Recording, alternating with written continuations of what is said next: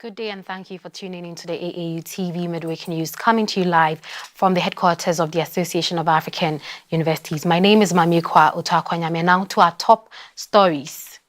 In higher education, Zimbabwe allocates $6 million for critical skills development. In health, Africa advances in mpox control as global threats persist.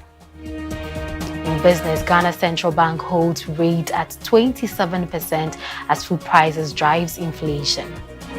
And in international, 43,000 Ukrainian troops killed in Russia. And now please stay with us for the news in detail. After the short break, we'll be right back.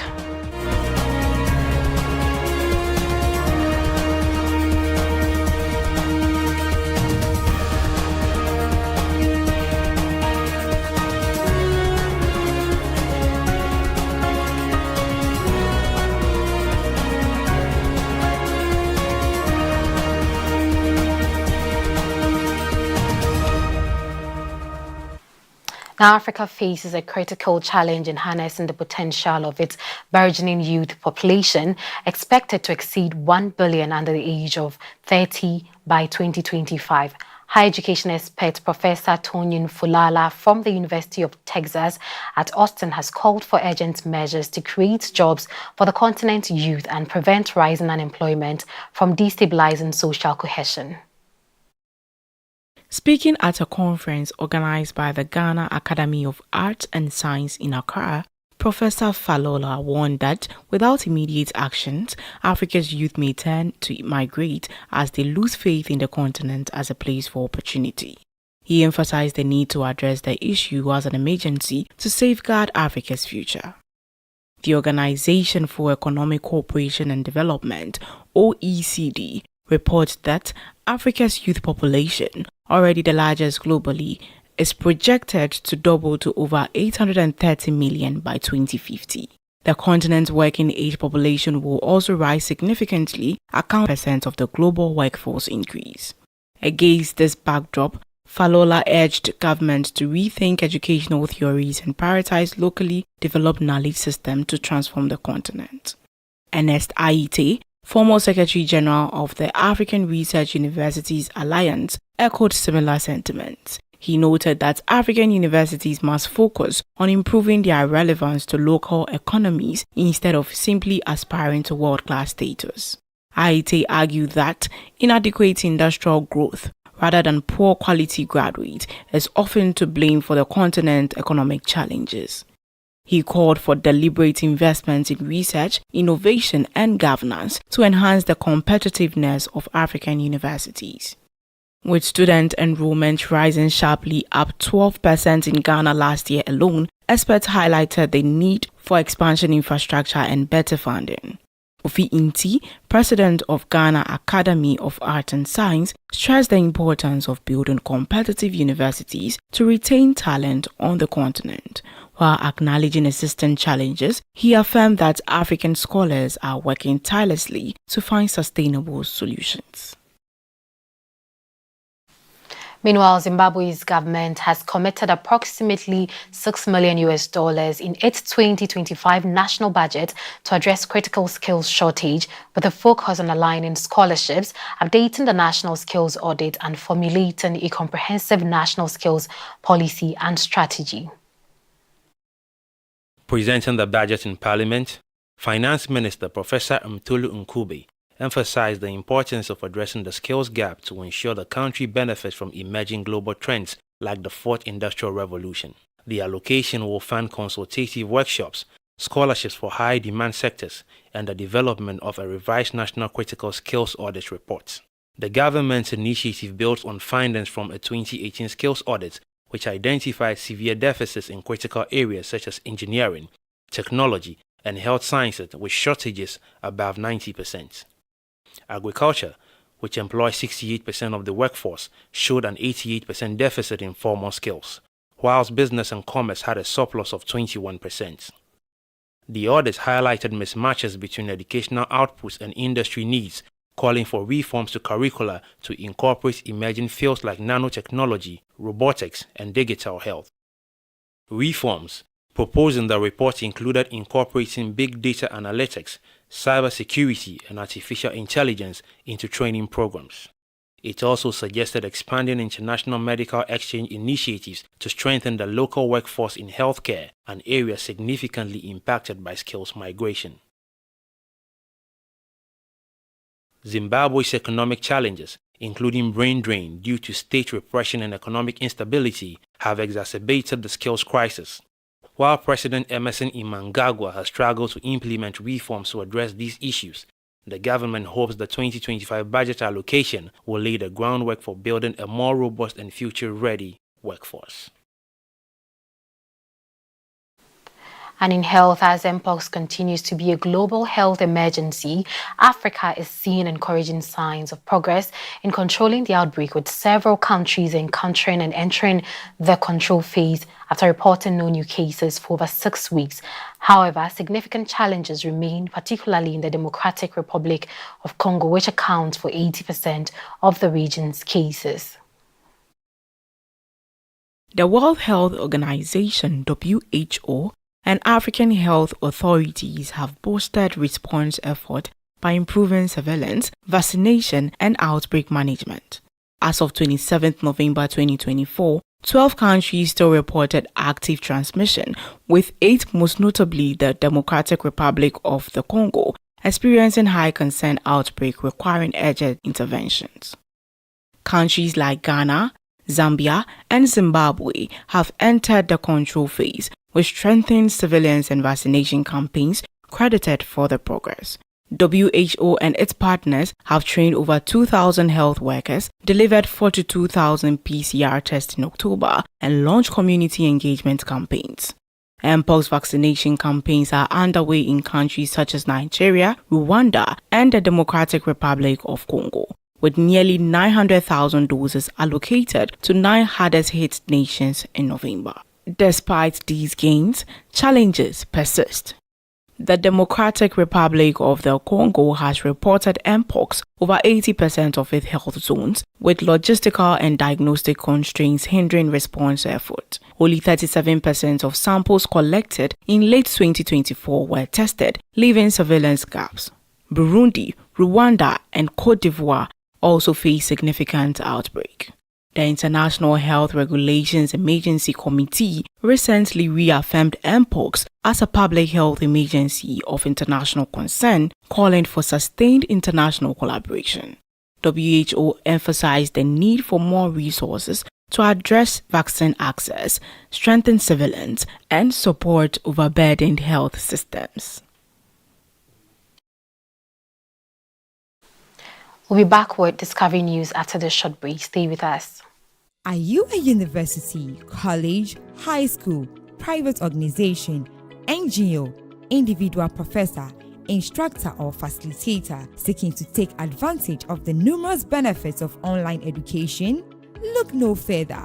The AAU eLearn Africa LMS is a great opportunity to begin your journey to online course development and creation for teaching, learning and training purposes. AAU eLearn Africa LMS, which is a partnership between the Association of African Universities and eLearn Africa, has made available ease to use online learning tools to all stakeholders within the educational ecosystem of the African continent.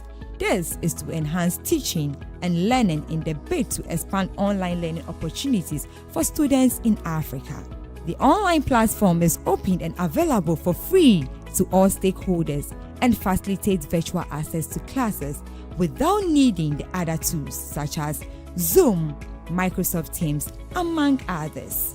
For more information, visit www.elearnafricalms.com or contact us via aauLMS@aau.org or estherm@elearnafrica.com. Follow us on LinkedIn, Twitter, and Facebook at AAU eLearn Africa LMS.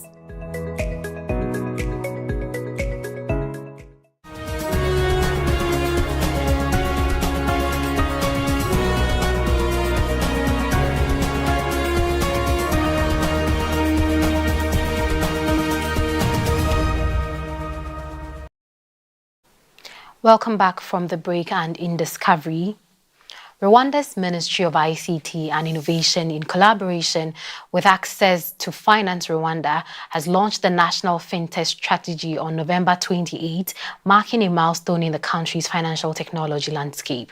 The strategy outlines a roadmap for fostering financial inclusion, attracting investment, and establishing Rwanda as a leading FinTech hub in Africa. The strategy, themed Shaping the Future of FinTech in Rwanda, will guide the sector's growth from 2024 to 2029. The launch event featured sandbox demo pitches and an exhibition by the National Bank of Rwanda reflecting the country's evolving FinTech ecosystem. Minister Paula Ingabire emphasized the collaborative effort behind the strategy, which aims to tackle industry challenges and drive innovation. Minister of ICT and Innovation, Paula Ingabire, highlighted Rwanda's 96% financial inclusion rate as evidence of progress, stressing the importance of continuing collaboration across stakeholders to address systematic challenges. Jane Bosco Iyaku, CEO of Access to Finance Rwanda, praised the government's inclusive approach, noting how interoperable platforms like eCash have advanced fintech integration at reduced costs.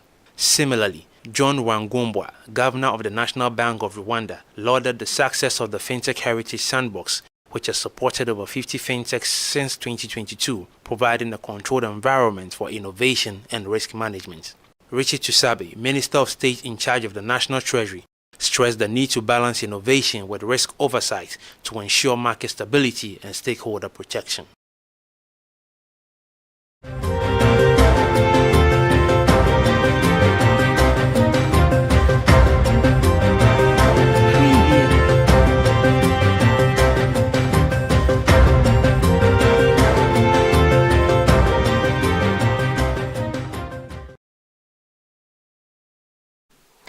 In sports, the South African Rugby Union, SARU, has voted against a proposed $75 million private equity investment deal from US-based Akreli Sports Group, ASG, potentially opening the door for competing offers in 2025. The proposal, which involved ASG acquiring a 20% stake in SARU's commercial rights company, failed to secure the required 75% approval, with 7 of 13 member unions opposing it. Despite the rejection, SARU President Mark Alexander emphasized the urgent need for funding to sustain South Africa's rugby's growth. We remain committed to working transparently and inclusively as we navigate this process, Alexander said in a statement. ASG, which has an exclusivity agreement with SARU until the end of 2024, could still improve its offer. Local investment interest has surged following the votes. Business Day reported that a consortium of South African companies, including Adverse Capital and Easy Equities, has expressed willingness to invest $372 million for up to 40% of SARU's commercial rights. This offer, if formalized, could provide a significantly larger injection of capital. The proposed sale of SARU's commercial rights has been contentious, with government oversight ensuring that decision-making power around the Springbok brand remains intact. The Springboks' global success, including 4 Rugby World Cup victories and record-breaking fan engagement, has made SARU's commercial assets highly sought after. While the rejection of ASG's initial proposal delays immediate funding, it highlights SARU's strategic position in leveraging its commercial rights to secure a better deal. Revised proposals are expected in 2025, potentially shaping the financial future of South African rugby. Now in entertainment, the Marrakech International Film Festival, currently taking place in Morocco, has become a significant platform for filmmakers to premiere their works and connect with industry professionals. Among the standout features of this year's festival is a Blue Lake directed by renowned Moroccan filmmaker Daoud Oulad Siad, known for films like Adieu Forain and Un Attenda Possolini. Set against the striking backdrop of the Moroccan desert, the Blue Lake tells the story of a 12-year-old blind orphan, Youssef, whose life changes when he receives a camera. The gift ignites his curiosity and determination to find and photograph a mystical blue lake. Olatia developed the concept after being inspired by a blind photographer he encountered during a trek in the desert, crafting a story that blends adventure with a unique perspective on vision and imagination. The director prioritized authenticity in casting, opting for a blind child actor to bring the character to life. Despite challenges during the integration process with professional actors, the result was a compelling and heartfelt performance that added depth to the narrative. This year's festival also paid homage to Nyame El Chakri, a celebrated figure in Moroccan cinema, theatre and television who passed away in October 2024 at the age of 81. El Chakri, remembered for her influential work in the arts and her dedication to social causes, left a profound legacy in the Moroccan cultural scene. Her daughter journalist, Yasmin Kayat, accepted a posthumous award on her behalf, reflecting on the enduring impact of El Chakri's work. Beyond her artistic achievements, El Chakri was lauded for her advocacy for women, youth, and children in Morocco, and her contribution as a UNICEF ambassador, emphasizing the empowerment of underprivileged communities. The festival, which runs until December 7, 2024, continues to celebrate thematic excellence while honoring the image of those who have shaped the cultural and social landscape of Morocco. Explore a whole new world of exciting visuals with AAU TV. Get ready for a mix of interesting talk shows, interviews, discovery documentaries, and news on AAU TV. It's not just about watching TV, it's about experiencing something special. AAU TV reaches over 25 countries in Africa, bringing you a blend of knowledge and fun. Learn about different cultures as you enjoy the shows. If you have events or want to showcase your business, we've got you covered. Watch AAU TV free-to-air channel on satellite. Connect with us on Facebook, Instagram, and X, formerly known as Twitter, at AAU TV. Reach out on call or WhatsApp us at +233 26 629 6601 or +233 20 399 5210. AAU TV, the voice of higher education in Africa.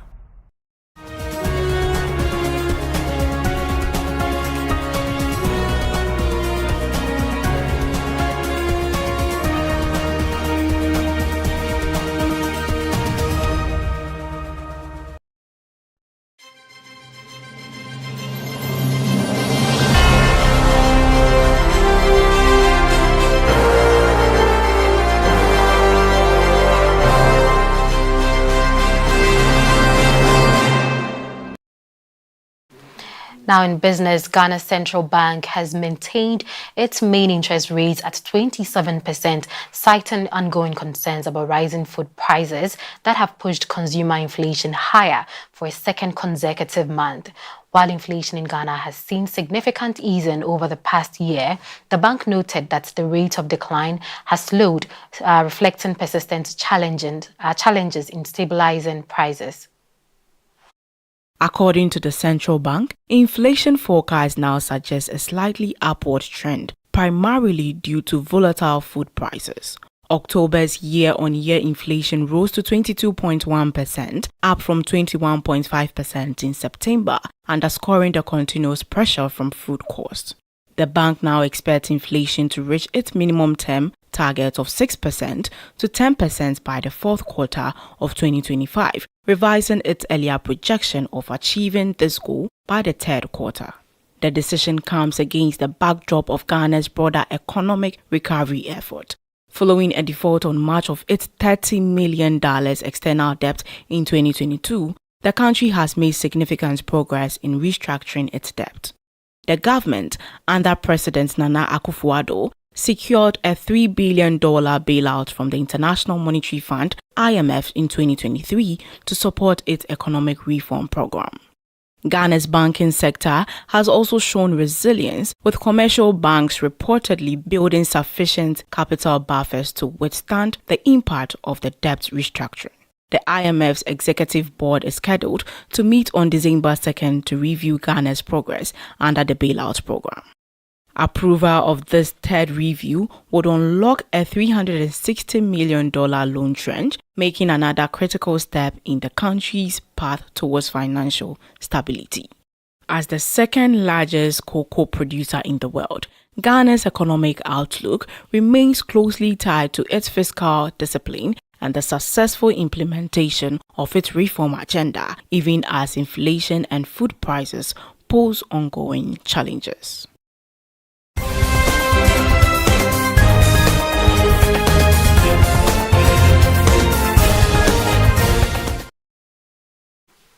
Now, on the international front, Ukrainian President Volodymyr Zelensky has disclosed that 43,000 Ukrainian soldiers have died since Russia's full-scale invasion began, with 370,000 injuries reported, some involving multiple injuries to individual soldiers or minor wounds. The announcement marks a rare acknowledgement of the scale of Ukraine's losses and comes amid ongoing debate about the casualty figures from both sides.